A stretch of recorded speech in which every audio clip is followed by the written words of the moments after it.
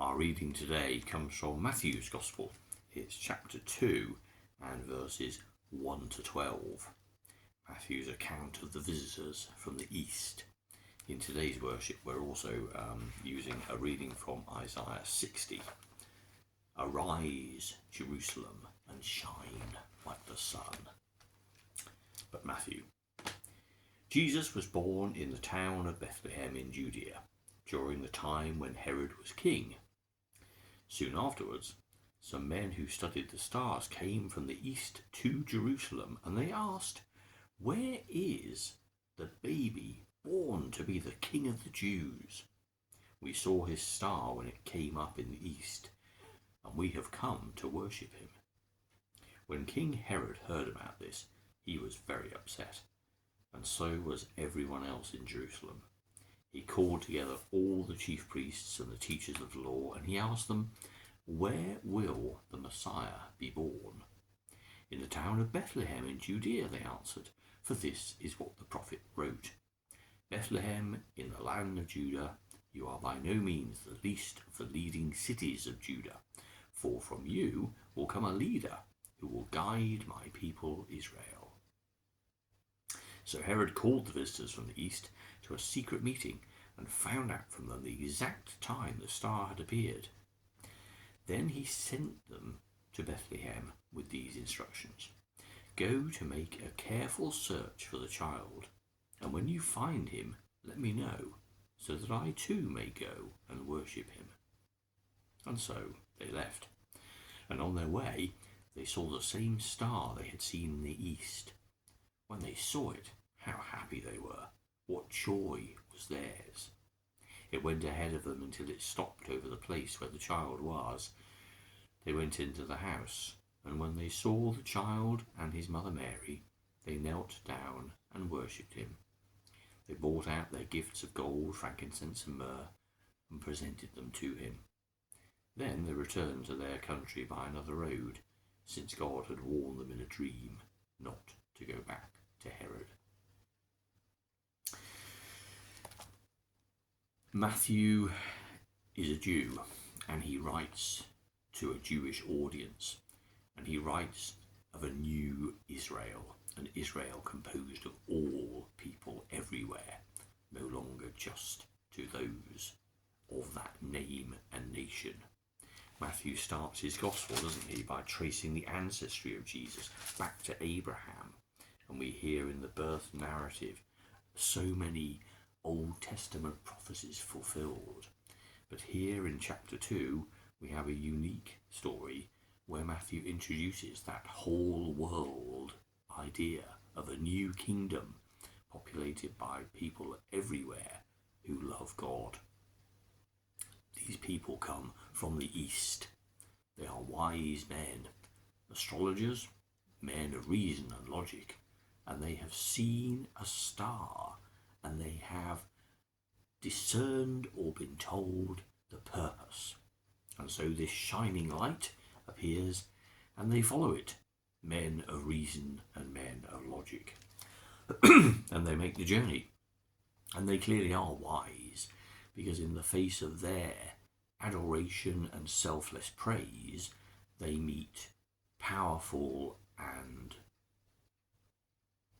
unwise rulers in the person of Herod. They see someone who values status and power and position, and who is threatened by the possibility of this wondrous new creation. But they press on, led again by the star. Its shining light guides them forwards until they arrive. And when they do arrive, these men of reason and logic, what do?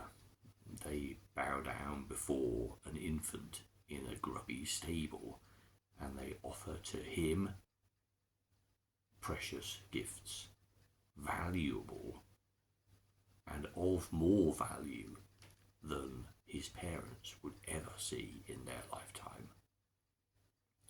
They adore him, they worship him, they proclaim him the King of the Jews. Takes us forward to the crucifixion, doesn't it? And then they leave. Their work is done. They have been led by the forces of nature, and they've discerned a spiritual purpose in what they see. Their response when they arrive is one entirely of emotion. It is of worship, and selfless worship.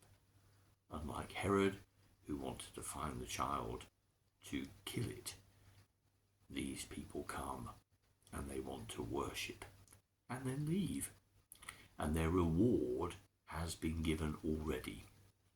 Even when they saw the star again, Matthew says, how happy they were, what joy was theirs.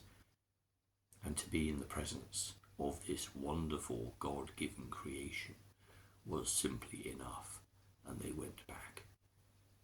To what and how, we don't know. But that's unimportant, because what was important was what they did. A bit like that reading from Isaiah, arise and shine. They had responded to the things they had seen. They'd made a difficult, long, dirty, thirsty, hungry journey to this remote place, simply to offer their hearts to the King that God had created. And that's a great metaphor for all of us as we discern in our own life how we should best spend the time that we've been entrusted with. God will give us signs in nature, maybe not a bright star, but possibly, but certainly in the voice and the nature and the activities of those that we meet, certainly in the worship that we share in, certainly in times when we spend in prayer with God. In all those situations, we are led to certain places.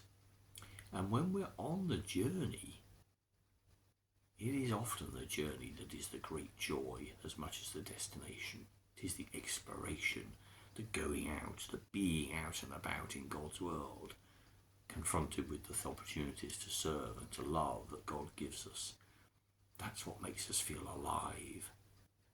And ultimately, of course, fed by those experiences, we can go and serve and be extravagant with the things that God has given to us, at the very least, our time and our energy, our words, but more importantly, our actions.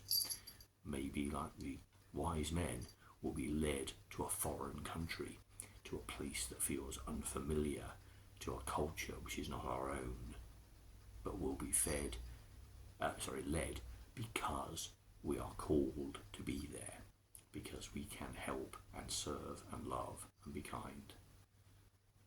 And it is in that action that we find a reaction of the heart, an outpouring of the love that God has given us, and a selfless one too, one that seeks no praise, one that seeks no status or power, but is ours to give because God has given to us first.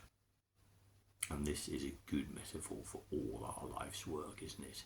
However we express our own unique ministry, however the love of God in our hearts finds expression in the things we do, to be led by God, to be filled with joy on the journey, and to serve selflessly, and to find in that the real purpose of life. We are happy indeed, perhaps like the wise men. We can be called happy and full of joy because we know we've met with the living God.